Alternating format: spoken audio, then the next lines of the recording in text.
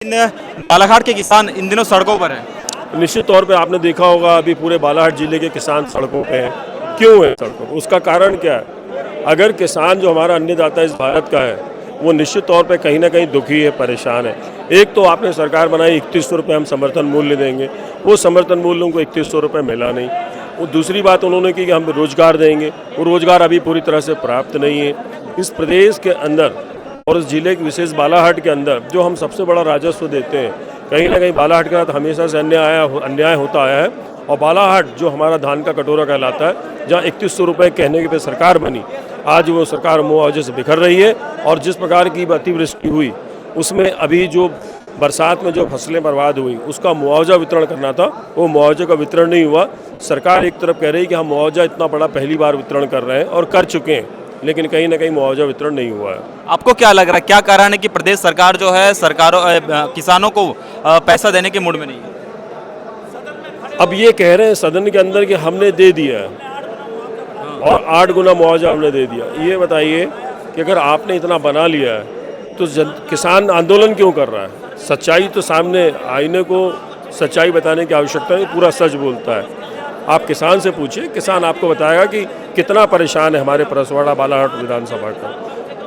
आप यहाँ पर है, किसान सड़कों पर है, क्या यहाँ से जाने के बाद आप किसानों के साथ मिलकर आंदोलन करेंगे? निश्चित तौर पे सदन में हम उनकी लड़ाई लड़ रहे हैं, वो सड़क पे लड़ रहे हैं। जब हम जाएंगे तो ये आंदोलन का स्वरूप एक बड़ा होगा, निश्चित तौर बड़ा होगा। क्या सौगात आप परसवाड़ा क्षेत्र को दिला पा रहे हैं? निश्चित तौर पे 4 सड़कें मिली हैं और एक ब्रिज हमें प्राप्त हुआ है, और इस बजट में वो हम फ्लैश कर देंगे आने वाले कल या परसों में। तो देख रहे थे, हम बात कर रहे थे बालाघाट से परसवाड़ा विधानसभा क्षेत्र के विधायक मधु भगत जी से। उन्होंने बताया कि कौन से मुद्दों को उन्होंने सड़कों पर उठाया है। खासकर वो बार बार बात कर रहे हैं किसानों को लेकर के कि किसानों को अभी तक सरकार ने मुआवजा नहीं दिया है, इसके साथ ही समर्थन मूल्य जो नहीं दिया है।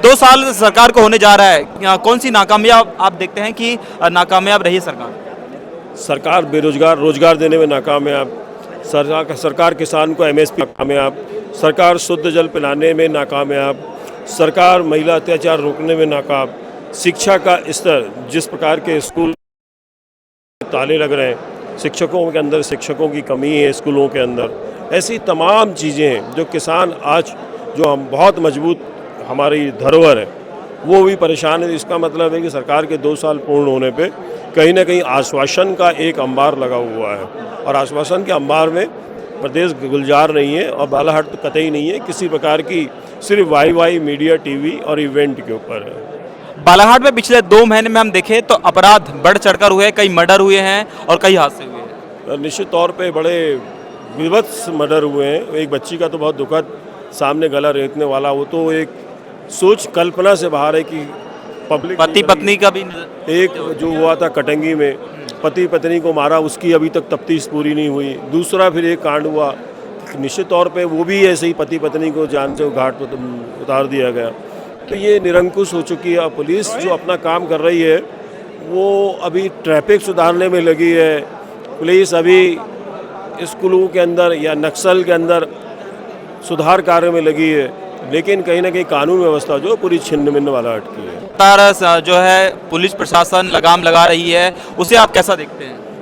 हम पूरा सहयोग करते हैं और पूरा सहयोग करना चाहते हैं। नक्सली एक जो व्यवस्था है, देखिए ये रिकॉर्ड मेंटेन करने वाला विषय है, बजट पास कराने वाला विषय है। नक्सल प्रभावित के लिए जो क्षेत्र में सेंट्रल का बजट होता है वो काफ़ी बड़ा होता है।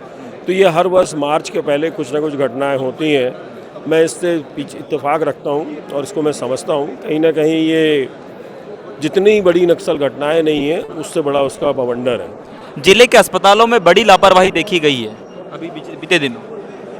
अस्पतालों का हाल तो शुरू से, जब से समझ लीजिए कि आज नहीं 2013 से व्यवस्थाएं बिगड़ी हुई हैं। डॉक्टरों की कमी, आपने देखा होगा कि 22 बच्चे सिरप पी करके ख़त्म हो गए। आपने देखा होगा कि स्वास्थ्य में कहीं ना कहीं पे आज भी के जो लोग भर्ती होते हैं उसके अंदर लापरवाही, मेडिसिन, डॉक्टर, एम्बुलेंस, सारी लापरवाही है। और आज भी बालाघाट के अंदर मेडिकल कॉलेज नहीं है जो सबसे बड़ा राजस्व देता है। समय पर उपचार नहीं मिलने के कारण ये आरोप लगे हैं कि बच्चा जो है कोख में ही मर गया। ऐसे 2-3 केस अभी हाल ही में एक केस आया था, वो उससे उस महिला से डॉक्टर महिला ने शायद 5,000 रुपये की मांग की थी, उस गरीब आदिवासी महिला ने समय पे पैसे नहीं दी तो वो बच्चा कोख पे मर गया। ये बहुत गंभीर विषय था जिसको हम लोगों ने समीक्षा बैठक में कलेक्टर और प्रभारी मंत्री के समक्ष उठाया था कि वो डॉक्टर को सस्पेंड करके उसके ऊपर कार्रवाई करें और ऐसी दोबारा कार्रवाई ना हो, इसके लिए संकेत हमने दिए।